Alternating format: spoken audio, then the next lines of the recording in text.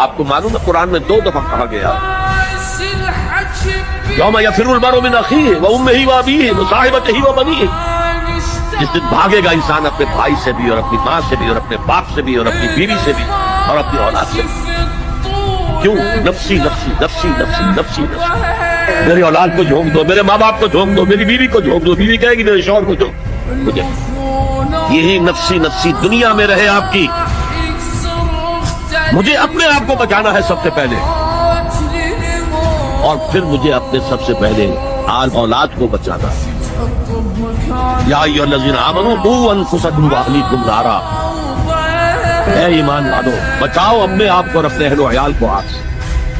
یہ کام ہے آپ کریں اور سمجھیے، نہ بیٹا کام آئے گا، نہ جورو کام آئے گی، نہ باپ کام آئے گا، نہ ماں کام، تمہارا اپنا عمل۔